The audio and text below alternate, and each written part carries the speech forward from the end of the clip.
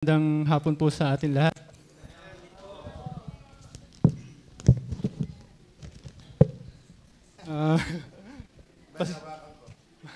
Ako na. Salamat na lang po. Masaya po ako na nakasama po ako sa pagdiriwang ng anniversary po ng God Is Able Baptist Church. Dahil ito po yung unang taon ko pong nakasama ako sa pagdiriwang ng anniversary ng JABC. Dahil po nung nagdaang taon lang po ako na baptize, October 2023. Sa maikling panahon po, meron na rin pong pagbabago.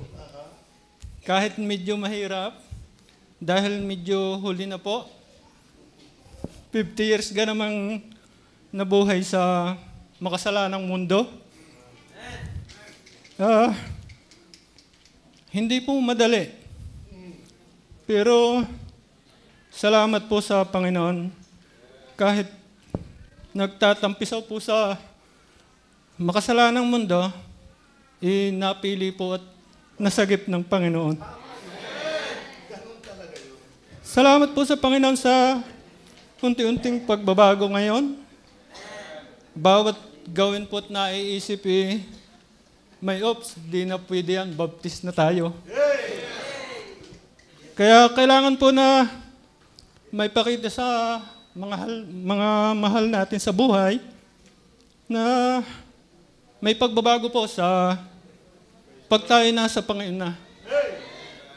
Kaya salamat po sa Panginoon na sa kaligtasang ibinigay sa akin, sa aking asawa at sa dalawa ko pong anak.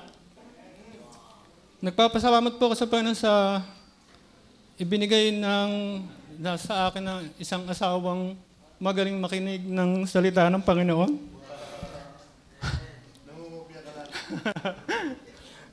Kaya dahil po kundi siya, ang ibinigay sa akin ng Panginoon, hindi po ako makakapakinig ng salita ng Panginoon. Kung hindi po siya, wala pong isusulwining, walang Bible studies. Kung hindi po siya, yun nga po, hindi po makakapakinig ng salita ng Panginoon. Kaya salamat po sa lahat po ng pinakilos, salamat po sa lahat ng pinakilos ng Panginoon sa aming kaligtasan. At nagpapasalamat po ako sa aming pastor. Kung wala pong pastor na mahusay at magaling magturo, wala pong magaling na mga worker.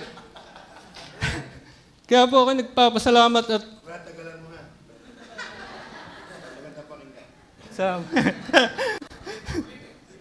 uulitin ko po. Kaya nagpapasalamat po ako sa matyagang mga nag-Bible studies sa bahay. Kung wala pong matyagang worker, hindi po ako makakapakinig. At hindi po ako maliligtas.